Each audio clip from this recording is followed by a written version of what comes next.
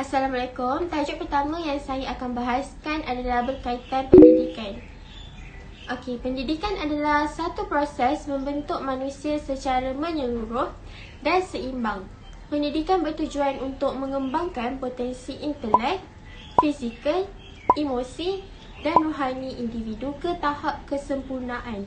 Nick Aziz berpendapat bahawa kekuatan agama dalam diri seseorang adalah satu daripada kekuatan asas yang harus dikuasai oleh individu bagi membersihkan jiwa, fikiran dan perlakuan daripada melakukan perkara yang tidak bermanfaat.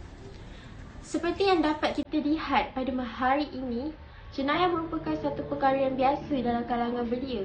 Hal ini terjadi kerana kurangnya penerapan pendidikan berasaskan prinsip-prinsip Islam dalam diri mereka. Jadi, apa yang kita boleh praktikkan dalam amalan seharian untuk mengekang masalah ini? Pada pandangan saya sebagai seorang belia, kita mestilah mengutamakan pemahaman, bukanlah hafalan semata-mata.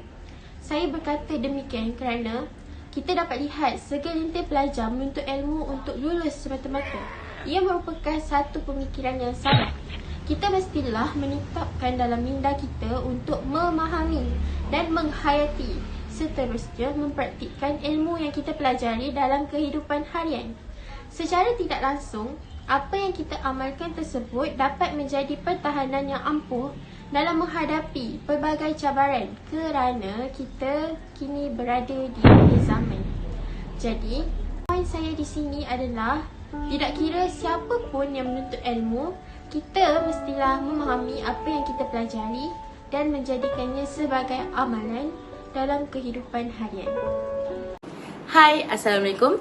Saya Nur Farisha binti Zaini akan menerangkan betapa pentingnya pendidikan agama Islam yang kita pelajari terhadap kehidupan seharian. Bagaimana pendidikan agama Islam dapat membantu menjalani kehidupan seharian? Inilah yang saya akan terangkan. Apa program pendidikan agama Islam yang paling korang ingat? Antara program yang dijalankan oleh guru-guru agama ialah kelas amali, kelas kafah dan program khatam Al-Quran pada bulan Ramadan. Seperti yang kita tahu, kelas amali yang dijalankan akan menjadikan pelajar lebih mendalami dan memahami cara dan bacaan dalam solat. Dengan program ini, ia dapat membiasakan pelajar untuk tidak meninggalkan kewajipan mereka dengan sengaja. Selain itu, program khatam Al-Quran yang dijalankan oleh guru agama akan membentuk pelajar untuk memupuk sikap cintakan Al-Quran. Ini akan memudahkan kehidupan mereka kerana Al-Quran merupakan panduan kehidupan.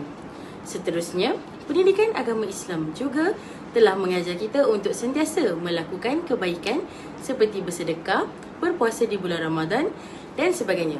Kesan terhadap apa yang telah dipelajari ialah mereka akan sentiasa melakukan kebaikan seperti memberikan bantuan kepada mereka yang memerlukan.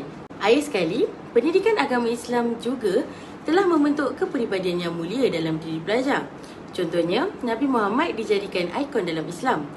Dengan adanya kepribadian mulia dalam diri pelajar, ia dapat mengurangkan kes jenayah yang berlaku di dalam negara ini.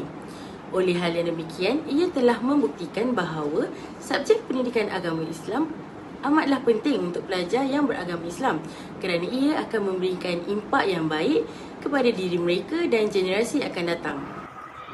Assalamualaikum warahmatullahi wabarakatuh. Nama saya Nur Akmanadia binti Zaini. Saya akan menerangkan tentang konsep pendidikan dalam perspektif Islam. Konsep pendidikan dalam perspektif Islam lebih tertumpu kepada teori-teori yang dilaksanakan berdasarkan nilai-nilai Islam yang terkandung dalam Al-Quran dan Hadis. Antaranya ialah konsep ta'dib, konsep ta'lim dan konsep tarbiyah. Islam juga telah mengajar kita bahawa pendidikan itu penting dan wajib dipelajari dan ditimba dengan bersungguh-sungguh supaya kita dapat memanfaatkan ilmu tersebut dalam kehidupan seharian kita. Sebagai contoh, jika kita sudah cukup mempunyai ilmu agama yang tinggi, kita perlulah menyebarkan ilmu tersebut kepada golongan yang memerlukan seperti golongan kurang didikan agama agar mereka dapat merasa kehidupan Islam yang sebenar-benarnya dan dapat menghindarkan diri mereka daripada terpesong dari agama Islam.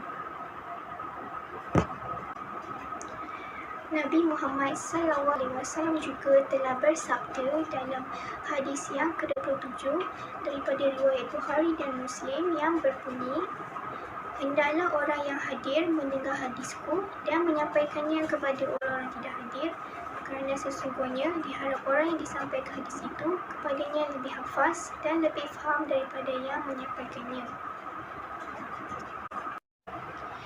Jelaslah bahawa pendidikan ini amat penting kepada seseorang individu kerana dengan adanya ilmu, ia dapat melahirkan insan yang cemerlang dan berjaya di dunia dan juga di akhirat. Selalunya, orang akan anggap keadilan ini hanyalah berkaitan dengan undang-undang, peraturan, politik dan jenayah. Manakala dalam Islam pula, keadilan ini bermaksud meletakkan sesuatu pada tempatnya.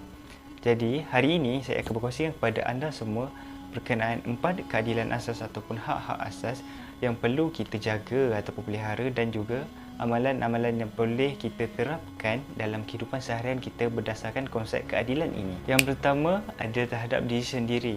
Rasulullah SAW pernah bersabda, "Sesungguhnya bagi jasadmu ada haknya, bagi matamu ada haknya, bagi keluargamu ada haknya dan bagi tetamumu ada haknya." Hadis ini ditujukan kepada Abdullah ibnu Amru apabila dia terus-menerus berpuasa dari siang hari dan kemudian berqiyamulai di malam harinya pula. Hadis ini menunjukkan bahawa diri kita ataupun tubuh badan kita ada hak yang perlu kita jaga.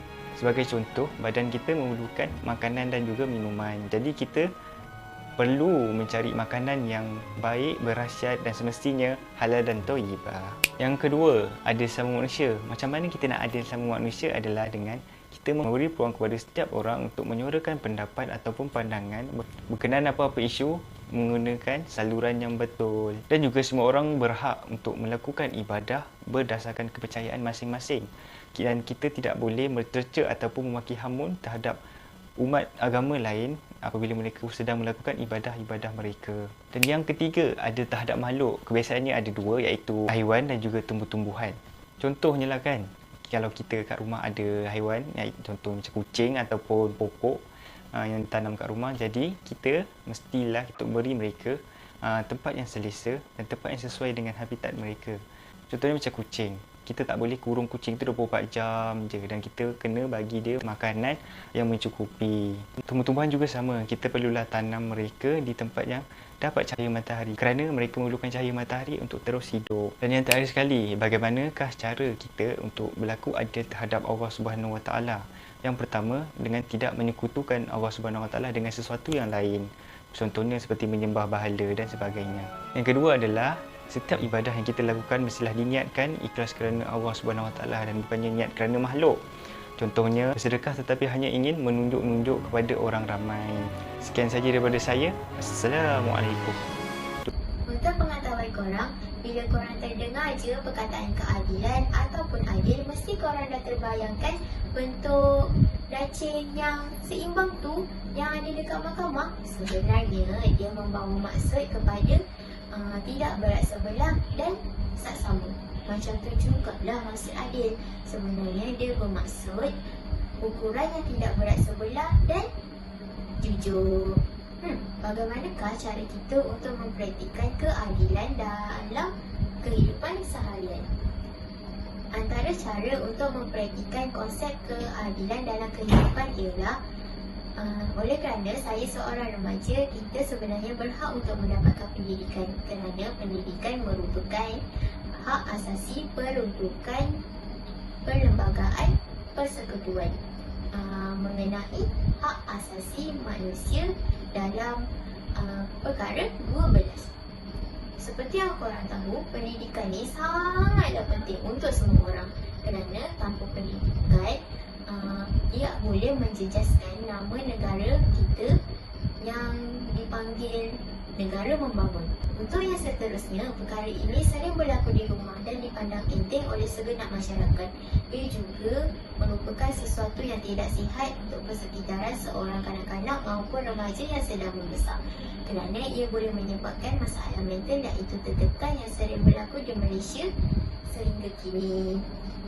Korang dapat teka ke apa masalah itu? Jawapannya ialah ibu bapa yang sering mendiskriminasikan anak-anak mereka. Sebagai contoh, ibu bapa membandingkan keputusan anak-anak mereka. Ini tidak wajar berlaku kerana tanggungjawab seorang ibu bapa adalah menyokong dan memastikan anak-anak mereka mendapat kasih sayang yang sedia